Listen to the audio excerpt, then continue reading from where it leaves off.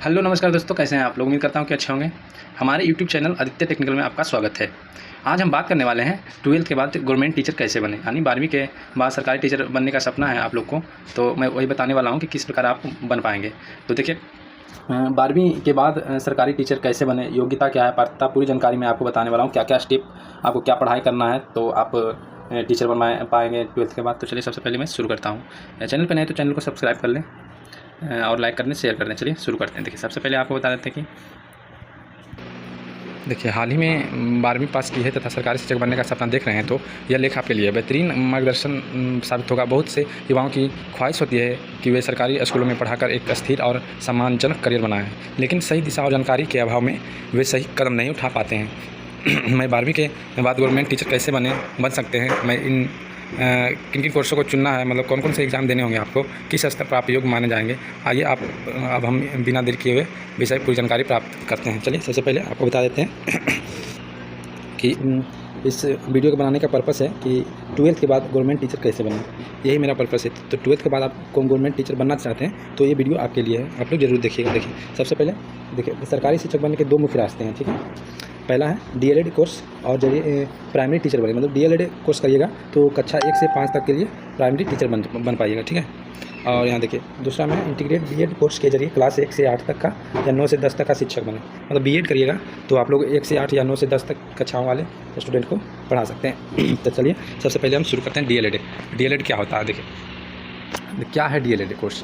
तो देखिए, डीएलएड क्या होता है मैं बताने वाला हूँ। डीएलएड एक 2 साल का डिप्लोमा कोर्स होता है जिसके बाद आप प्राइमरी टीचर क्लास 1 से 5 तक बनने के योग्य हो जाते हैं। इस कोर्स में बच्चों को पढ़ाने के तरीके, उनके मानसिक विकास, प्राथमिक शिक्षा की मूलभूत बातें सिखाई जाती है। और देखें, पात्रता मतलब केवल 12वीं पास होना ही पर्याप्त है।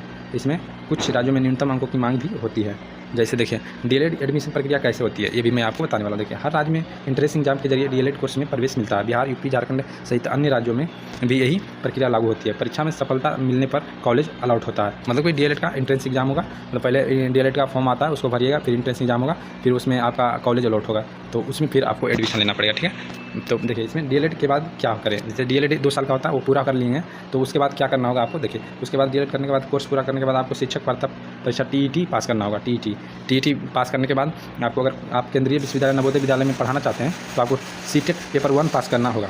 मतलब सीटेट 1 होता है, सीटेट 2 होता है। तो नवोदय और केंद्रीय विद्यालय जैसे होता है तो उसमें पढ़ाना चाहते हैं तो पेपर 1 आपको पास करना होगा। जैसे कि अगर आप किसी राज्य के सरकारी स्कूल में पढ़ाना चाहते हैं तो उस राज्य की टीईटी परीक्षा, जैसे बीटेट, यूटेट, मतलब कि बीटेट हो गया बिहार का, यूटेट हो गया यूपी का, था ये सब जो होता है। जैसे बीटेट है तो बीटेट अब हटा दिया है, सीटेट के अंतर्गत ही मतलब बिहार में चुनाव होता है। तो आप लोग सीटेट करिएगा तो मतलब पेपर 2 भी आपको क्वालिफाइंग करना होगा राज्य स्तरीय के लिए, जैसे बिहार में करना चाहते हैं। तो देखिए बिहार में क्या होता है, तो देखिए बिहार में वर्तमान में राज्य बीटेट आयोजन नहीं हो रही है, मतलब कि यहाँ पर साफ लिखा हुआ बीटेट आयोजन नहीं हो रही है।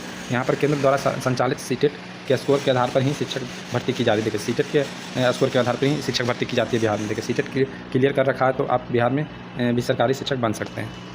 तो देखिए, सबसे पहले आपको बता देते हैं इंटीग्रेट ये तो डीएलएड का बात तो हो गया। आप मतलब कि डीएलएड के 2 साल करके फिर सीटेट पास करिएगा, फिर आपको मतलब चुनाव हो जाएगा राज्य में या केंद्रीय में करना चाहते हैं तो वो भी हो जाएगा। तो डीएलएड का तो हो गया, अब बीएड का बात कर देते हैं। तो बीएड का बात करते हैं तो देखिए, इंटीग्रेट बीएड मतलब इंटीग्रेट बीएड कोर्स शिक्षक कैसे बने। तो देखिए, इंटीग्रेट कोर्स क्या होता है पहले ये समझते हैं। अगर आप बिना ग्रेजुएशन के ही टीचर बनना चाहते हैं, आप 4 साल का इंटीग्रेट कोर्स कर सकते हैं। इसमें 2 विकल्प होते हैं। देखिए, ग्रेजुएशन आपको नहीं करना होगा, जैसे कि बिना ग्रेजुएशन के तो मतलब करना चाहते हैं तो उसमें इंटीग्रेट कोर्स होता है, जैसे कि BA plus BEd arts stream के लिए, BSc plus BEd science stream के लिए, इस प्रकार होता है। जैसे यह कोर्स देखिए, यह कोर्स ग्रेजुएशन और बीएड दोनों के एक साथ कवर करता है। देखिए, मतलब कि ये कोर्स है ना, बीएड और ग्रेजुएशन के दोनों को एक साथ कवर करता है। जैसे कि ग्रेजुएशन हो गया, ठीक है, और बीएड हो गया, तो ये दोनों का मतलब कि प्लस पॉइंट है इंटीग्रेट कोर्स। इंटीग्रेट कर लीजिएगा तो समझिए कि ये दोनों कर लिया आप, ठीक है, इस प्रकार। तो देखिए, क्यों फ़ायदेमंद है इंटीग्रेट कोर्स। देखिए, इस कोर्स के आप समय बचा सकते हैं। सामान्यतः बीएड करने के पहले ग्रेजुएशन जरूरी होता है, लेकिन इंटीग्रेट कोर्स से आप 12वीं के तुरंत बाद शुरुआत कर सकते हैं। 4 साल में पूरी तैयारी के साथ शिक्षक बनने के योग्य हो सकते हैं। तो मतलब इसमें एक प्लस पॉइंट हो जाता है, ग्रेजुएशन भी नहीं करना पड़ता और बीएड भी हो जाता है, और मतलब फ़ायदे भी हो जाते हैं। बीएड करने के बाद अब आप डायरेक्ट टीचर के योग्य हो जाते हैं ना।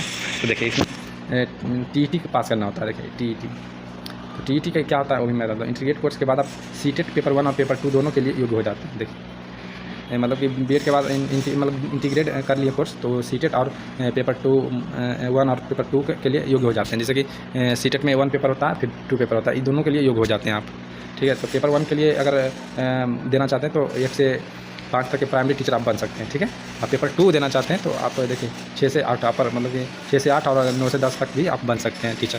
तो अगर आप किसी भी विशेष राज्य में शिक्षक बनना चाहते हैं तो आपको उस राज्य का टीईटी भी पास करना होगा। जैसे कि बिहार में एसटीईटी होता है, यूपी में यूपीटीटी होता है, ये पास करना होगा तो आप राज्य का भी बन सकते हैं। ठीक है, देखिए टीचर बनने के बाद भी प्रक्रिया होती है। जैसे कि देखिए पात्रता परीक्षा पास करना अंतिम चरण नहीं है। देखिए सीटेट या टीएटी पास करने के बाद आपको उस राज्य शिक्षक भर्ती वैकेंसी का इंतजार करना होता है। देखिए जैसे सीटेट और ये सब पास हो जाएगा तो वैकेंसी आएगा, तभी तो आपको कोई भी राज्य मतलब आपको टीचर बनाएगा, तो बिना वैकेंसी कैसे बना सकता है। तो ये सब तो पास करना आपका मेंशन मैंडेटरी है, तो इसमें देखिए नेसेसरी है इसमें। तो देखिए इसमें क्या करना है कि सरकार द्वारा वैकेंसी निकाल जाती है, तब आपको फॉर्म भरना होता है, और कुछ राज्यों में सीधी मेरिट के आधार पर चयन होता है। तो कुछ राज्यों में है कि मतलब मेरिट के आधार पर चयन भी होता है, तो आप लोग इसमें बिना मतलब एग्ज़ाम देकर भी आप पास हो सकते हैं। जैसे कि बिहार में बिना मतलब बहुत कम नंबर 20 नंबर पे पिछला बार टीचर सब लोग बन गए थे, मतलब सीट भी खाली रह गया था बिहार।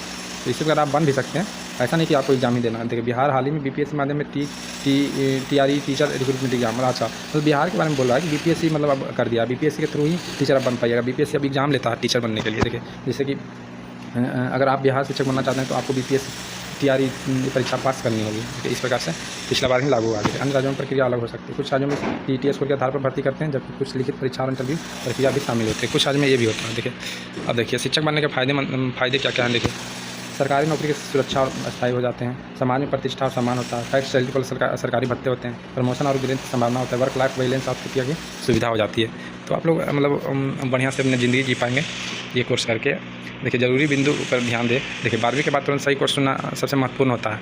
तो आप लोग को मैं तो बता ही दिया, 12वीं के बाद आप लोग सबसे पहले आप कौन सा कोर्स आपको करना है वो सबसे पहले मैं आपको बता दिया। अगर आपको कोई दिक्कत हो तो मैं डिस्क्रिप्शन में नंबर दूँगा, आप कमेंट या मैसेज कर सकते हैं। तब तक के लिए धन्यवाद, फिर मिलते हैं अगले वीडियो में।